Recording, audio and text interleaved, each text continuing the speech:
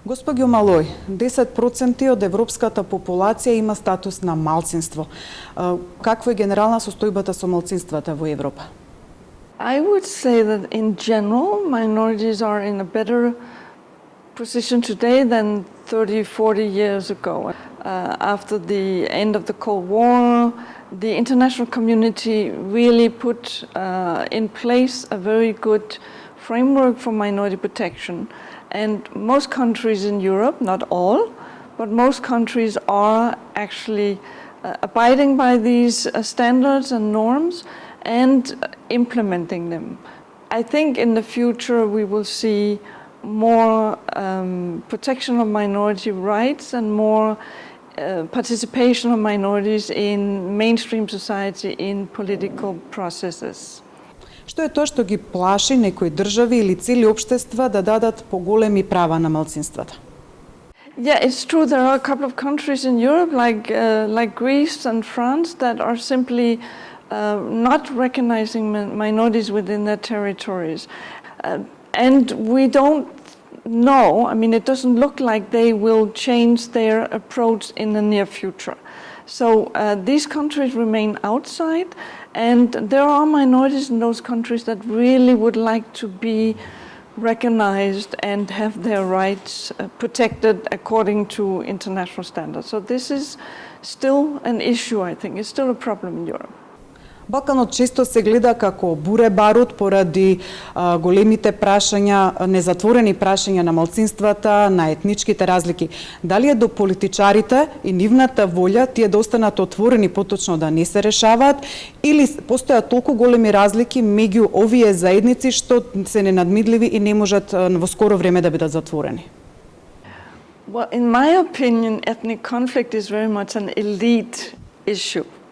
And you will oftentimes see that ethnic groups get along very well in the street, in the square, in the schools, what have you. And then when you move to the upper level of society, to the corridors of the power, you see much stronger unwillingness to allow that ethnic groups actually live together in peace. Ethnicity is being used by elites actually to create division. This is my own personal sort of opinion after doing quite a bit of research on this. So in the Balkans, I think, I mean, you can say your Balkans is better today than it was 25 years ago, for sure.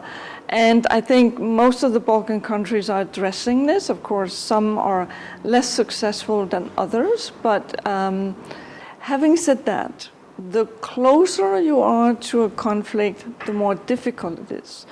Once you are much more distant from a conflict, let's say 50 or 100 years, it is much more easy to muster the political will, to include all ethnic groups in democracy, in the political processes. It takes time. And I think part of the issue in the Balkans is it's still too close to the actual conflicts that were there, and it's going to take some time more. Дали Македонија може да биде пример за правата на малцинствата генерално во регионот или се уште има работа која треба да биде завршена? Yeah, well, the Ohrid agreement, of course, was a beautiful agreement, but it didn't get implemented. I think that was the first problem. Later on, of course, Macedonia has now developed policies in order to create more integration and, in a sense, inclusion in society among the different groups, also the smaller ones.